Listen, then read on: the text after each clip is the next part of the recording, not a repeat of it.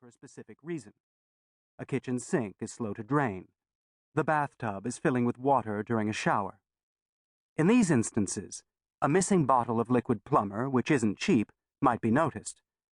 But after 30 days, it's safe to assume that the homeowner has solved whatever plumbing problem from which he or she might have been suffering, and then the bottle can easily vanish without a trace. Sure, the client might one day think, "I thought I'd bought an extra bottle when it was on sale. I didn't think I had used it all up." But as long as Martin followed rule number 2, these thoughts would be quickly dismissed. Always married, without children, maids, or dogs. Rule number 2 was based upon a theory that Martin had proven long ago, and one that he considered to be the keystone of his success.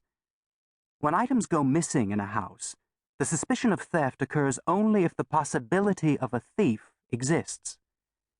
The secret behind Martin's success was that the possibility of a thief operating in his clients' homes never entered their minds.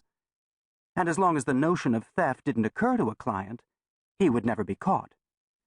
This was achieved by choosing all clients with great care. Single people, particularly those living alone, made for poor clients. They were simply too incalculable. When a person lives alone, he or she can monitor household inventory rather closely, and often does. Take Martin, for example. He knew that there were 2 tubes of Crest whitening toothpaste in the small drawer underneath his medicine cabinet. He knew this with certainty, because he was the only one doing the shopping for his household, and he alone used the products that he purchased. If a tube suddenly went missing, there was no one in the household to blame for the disappearance but himself, and therefore someone outside the home must have taken it. If these disappearances happened often enough, the possibility and probability of a thief would eventually enter Martin's mind. And because he lived alone, the identity of the thief would prove to be quite a mystery. Mysteries promote investigation. Investigations inevitably lead to evidence. Singletons were simply too much of a risk to take on as clients. The couple must always be married as well. Roommates made the worst potential clients simply because household expenses are often split between roommates using odd and indiscernible formulas that inevitably lead to strife. Roommates, in Martin's estimation, seem to always be fighting over whose bologna is sitting in the meat drawer, who used whose shampoo, and who made the 39-minute call to Denver on Wednesday afternoon during peak hours.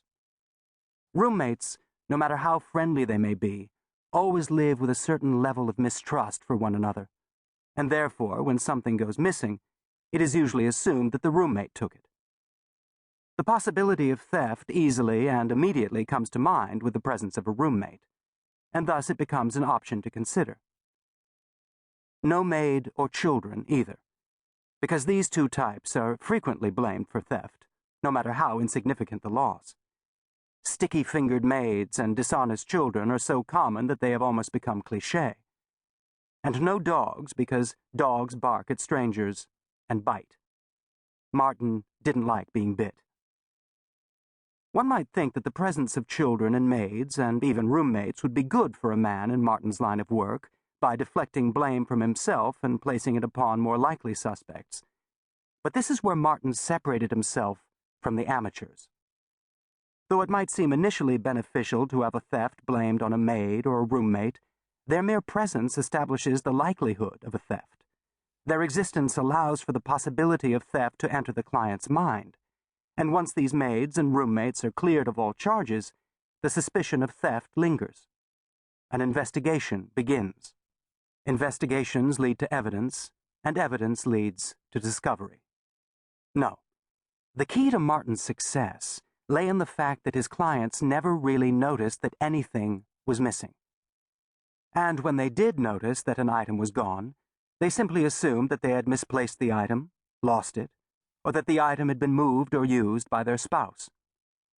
Of course, there was the occasional married couple who lived more like roommates than husband and wife, maintaining their own checking accounts, splitting expenses, and living separate financial lives. But Martin's careful screening process also eliminated these couples as potential clients. Besides, Martin found this arrangement to be ridiculous and destabilizing to the marriage, and he preferred to work with